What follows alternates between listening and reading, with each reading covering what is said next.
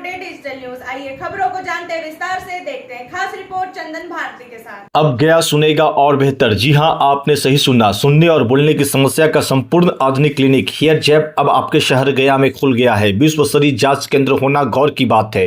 उम्मीद है कि अब सुनने और बोलने की किसी भी समस्या के समाधान के लिए शहर के लोगों को कहीं बाहर जाने की जरूरत नहीं पड़ेगी।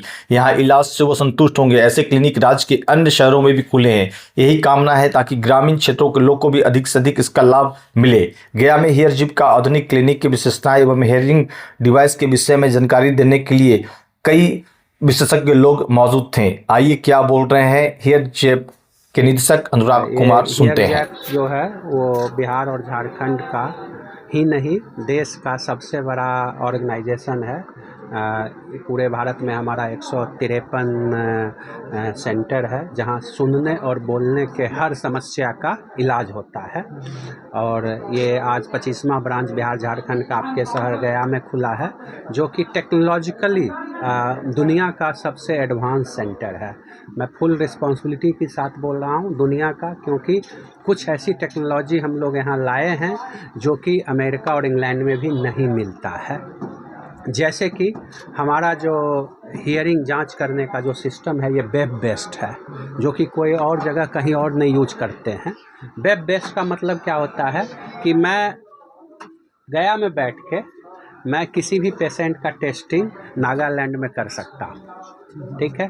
तो एक वो चीज़ है। दूसरा यूनिक चीज़ जो हमारा है वो ये है कि हमारे पास एक हियरिंग टेस्ट करने का स्क्रीनिंग मशीन है, जो आज तक कोई कंट्री डेवलप नहीं कर पाया है, जो हमने इंडिया में डेवलप किया है। और वो जो है किसी भी पब्लिक प्लेस पे अगर हम वो लगा देते हैं मशीन को, तो आदमी अपना बेसिक हियरिंग टेस्ट खुद कर सकता है।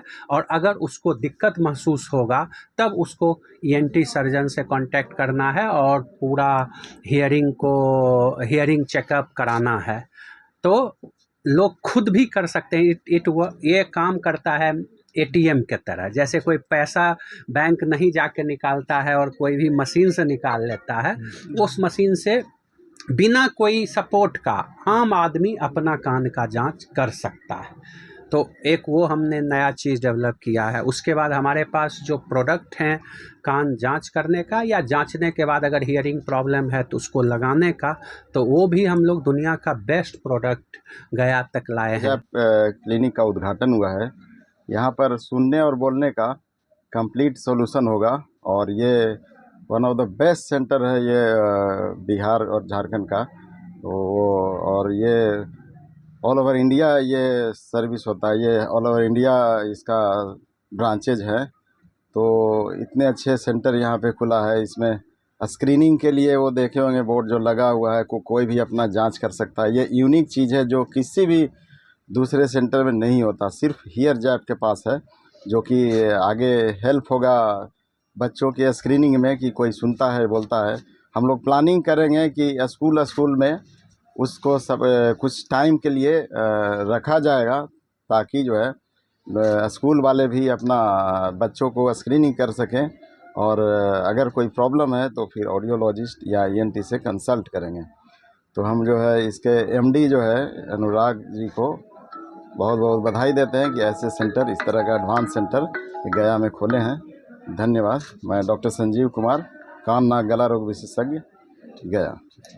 हियर जैप क्लिनिक है और पहले स्पीच एंड हियरिंग का प्राइवेट लिमिटेड था, लेकिन हम लोग इसमें अब हियर जैप हो गया हमारा। और यहाँ पे बहुत हाई टेक्नोलॉजी का हमारे पास हियरिंग एड है, हियरिंग इंस्ट्रूमेंट है और ये सारा ऑनलाइन सिस्टम है। ऑनलाइन से ये होता है कि आप अगर बहुत दूर दराज में भी हैं तो आप वहाँ हियरिंग टेस्ट करवा सकते हैं। घर बैठे आप हियरिंग टेस्ट कर सकते हैं, नंबर 1। नंबर 2, हमारे पास जो ऐसे हियर जैप का ऐप है, जिसे आप खुद ऐप को डाउनलोड करके आप अपना हियरिंग स्क्रीनिंग कर सकते हैं, जो एक बहुत फ्रूटफुल है।